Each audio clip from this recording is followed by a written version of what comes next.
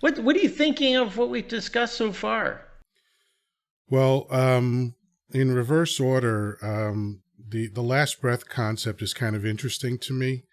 Um, there's this moment in a really, really insanely violent film, Natural Born Killers, and it was brought to us courtesy of Robert Downey Jr. His character was about to be killed, and he knew he was about to be killed. So what he did was he stood up tall, spread his arms out wide, and let out an ohm. He just went, ah, and that's when he was shot. He took a shotgun blast to the chest at that moment. And that moment never left me because I was like, yes, that's the way to go. When the persistent rumor is that this life ends. And if you're fortunate enough to be conscious of the ending, I think that's a really great way to embrace it, is to just open up to it, let out that last breath, and then and just be in that moment. Yeah, to me, breath is about the exhale. Well, let me explain my inhale. My inhale is all about I have all that I need. Every time I inhale, I have all that I need. And every time I exhale, it's all about gratitude.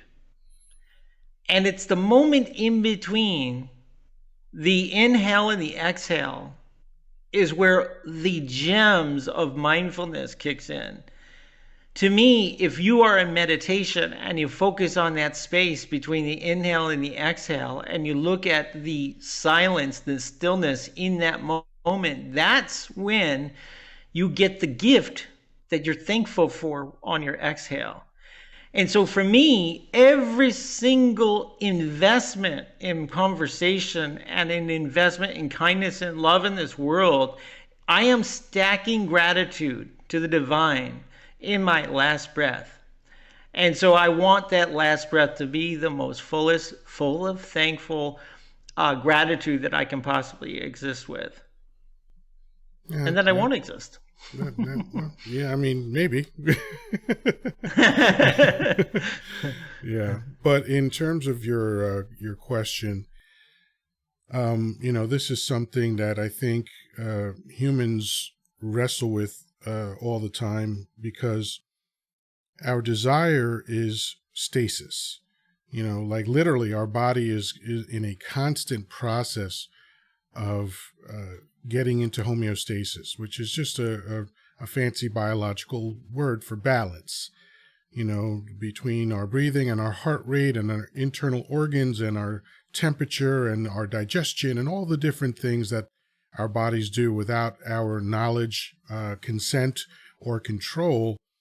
Um, we're always looking to get into that balance, and psychologically, I think it's the same. I think people are always looking for that moment where they don't have to make any more decisions. They don't have to think. It's just everything just is. Oh, okay, I've got here. I've gotten to this destination, and everything is okay. And I think that desire becomes the limiting thing because if that's those standards and judgment become limiting when they become calcified, when they no longer are flexible, because the beauty of the body is contained in the flexibility that the body has.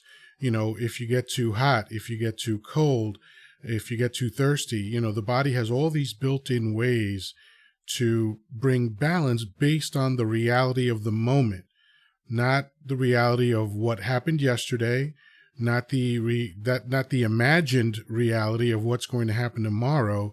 It's all about the reality of now. And sometimes people go outside of that when they develop these standards and judgments, and that becomes the limiting thing because that's the opposite of flexibility. Yeah, I love the language you just used about the calcification. I love the fact that really that's the if you think of what rust is, right? A car that is driven around and washed and cleaned and cared for every day does not rust.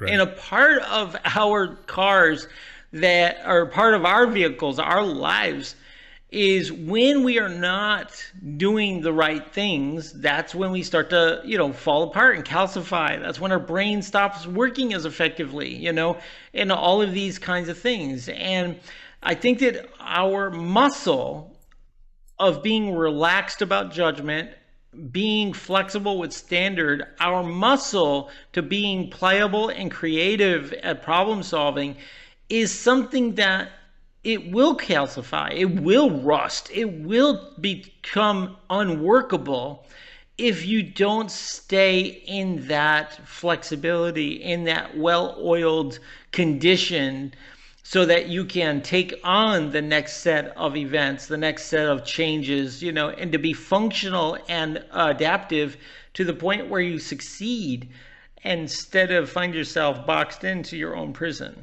Right. Yeah, 100%. Back in 1987, I heard a phrase for the first time, and it was, "You can't graft new ideas on a closed mind." Right. And it's similar to what we're talking about. Everything is about openness and flexibility. And so, you know, this is part of the trap of belief systems, right? You develop belief systems, you start very early on. They call roughly the first 7 years of your life your formative years. And what you're forming is your beliefs about how the world works, your beliefs about yourself, your beliefs about everything, right? And that's all well and good, but some of those beliefs, I would say for the vast majority of people that I've ever met, almost all of those beliefs never get revised. And let's say you decided when you were 8 years old that girls were icky.